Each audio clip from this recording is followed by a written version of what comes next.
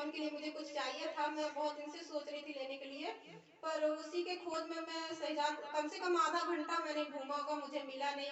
फिर मैं वहाँ से शाहजहाँपुर से फिर आई अकबरपुर, अकबरपुर भी मैंने देखा तो वहाँ भी नहीं मिला मुझे। तो भैया कहते हैं कि ऑनलाइन मँगा सकती हो, ऐसे तो मिलेगा नहीं।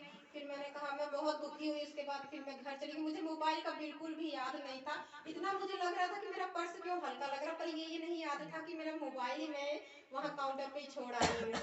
अच्छा मैं घर गई तो फिर मैंने कहा मैं मोबाइल निकालती हूँ, देखती हूँ ऑनलाइन अगर मिल सकता है तो मैं करती हूँ। जब मैं पर्स में मोबाइल ढूँढने लगी तो मोबाइल था ही नहीं।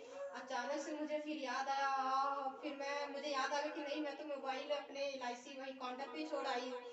फिर मैं जल्दी से विशाल को अपने भाई दीदी के लड़के को बुलाया, उसके बाद फिर मैं गई। मैं जुड़ते ही प्रार्थना करने लगी और मैं प्रार्थना करने लगी, मैंने कहा परमेश्वर मैं तो तेरी चीज़ों में गुम थी, अपनी चीज़ें भूल गई, मुझे याद नहीं है, अब तू मुझे तेरे ही भरोसा मुझे मैं चल तो रही हूँ वहाँ पे और मैं मतलब सारे रास्ते में परमेश्वर का ही वो करती आई, वर्शिप कर रही थी और मतलब परमेश्वर को धन्यवाद देती आ रही थी, परमेश्वर ऐसा नहीं हो सकता मेरे साथ, तू ऐसा गलत कभी कर ही नहीं सकता। और सचमुच में परमेश्वर का धन्यवाद करती हूँ। जब मैं गई काउंटर पे वहाँ पे सिस्टर थी बैठी, मैंने कहा सिस्टर मेरा यहाँ फ़ोन रह गया था।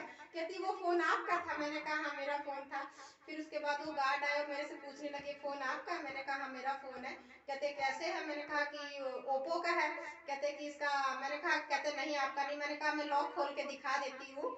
और जब उन्होंने हँसने लगे और फ़ोन मेरे को दिया, फिर मुझे बहुत-बहुत धन्यवाद मैं करती हूँ। सच में कहता परमेश्वर मैं तुझे कभी छोड़ूँगा नहीं, क्योंकि परमेश्वर को पता था कि मैं उसकी चीज़ों के लिए ढूँढ रही हूँ, तो वो मेरी चीज़ें कैसे छोड़ देगा। मैं परमेश्वर का बहुत-बहुत धन्यवाद कर रही हूँ कि वो मतलब मेरी सहायता की और